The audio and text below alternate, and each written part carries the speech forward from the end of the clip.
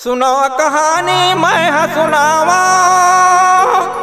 महिमा जकर अपार।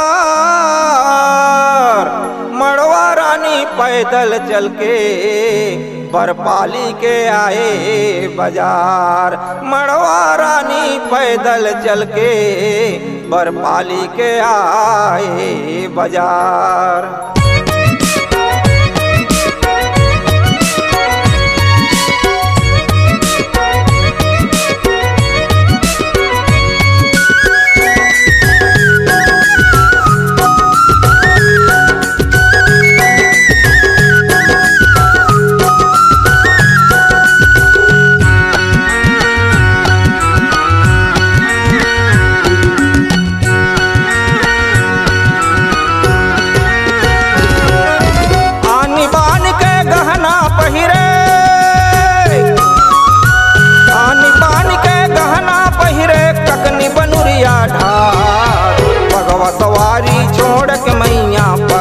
चले बाजार भगवा सवारी छोड़ के मैया पैदल चले बाजार। आनी बानी के गहना पहिरे, आनी बानी के गहना पहिरे ककनी बनुरिया ढार।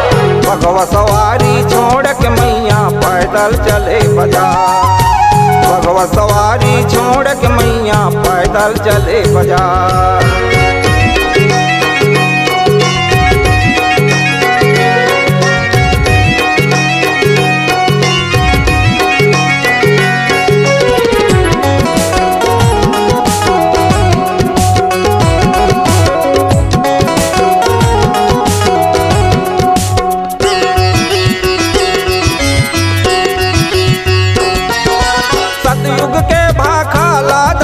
सब मन के मन जाना है वो, सब मन के मन जाना है।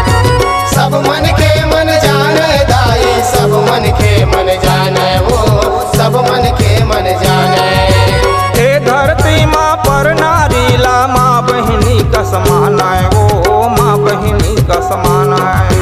माँ बहिनी का समाना है दाई, माँ बहिनी का समाना है वो, माँ बहिनी का समाना है।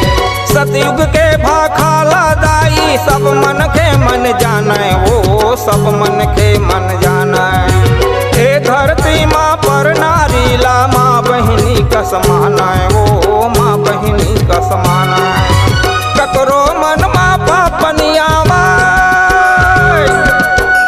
ककरो मन माँ पापनियावा न आवे गलत विचार। भगवा सवारी छोड़ के मैया पैदल चले बाजार। भगवा सवारी छोड़ के मैया पैदल चले बाजार।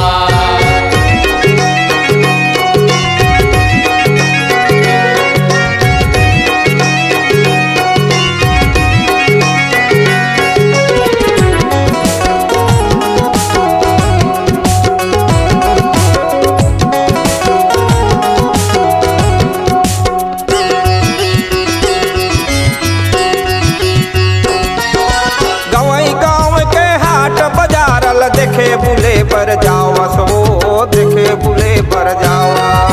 देखे बुले पर जावस मैया, देखे बुले पर जावस वो, देखे बुले पर जावस। कछु बात के डर नहीं रहा है, जब मन पड़े तब आवस वो, जब मन पड़े तब आवा।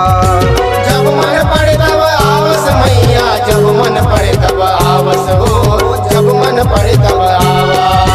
गवई गाँव के हाट बाजारल देखे बुले पर जावस वो, देखे बुले पर जावा।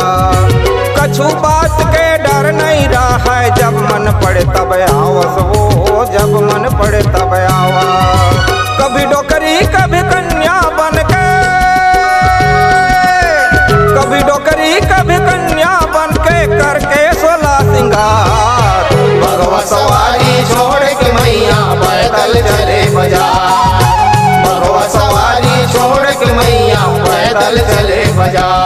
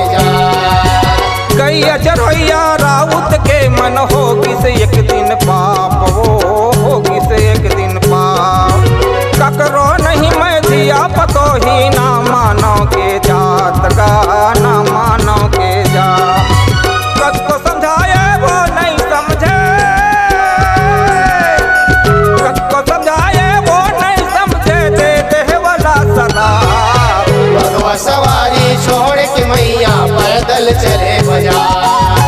बघवा सवारी छोड़ के मैया पैदल चले बाजार। आनी बान के गहना पहिरे, आनी बान के गहना पहिरे, ककनी बनुरिया ढार। बघवा सवारी छोड़ के मैया पैदल चले बाजार। बघवा सवारी छोड़ के मैया पैदल चले बाजार। बघवा सवारी छोड़ के मैया पैदल चले बाजार। बघवा सवारी छोड़ के मैया पैदल चले बाजार। बघवा सवारी छोड़ के मैया पैदल चले बाजार। अगर आप अपनी आवाज को एक नया आयाम देना चाहते हैं तो चले आइए मल्टी ट्रैक डिजिटल रिकॉर्डिंग के लिए संपर्क करें HK म्यूजिक कंपनी, कोटा डबरी, चांपा, छत्तीसगढ़। मोबाइल नंबर है 9329238487 और 8085380339।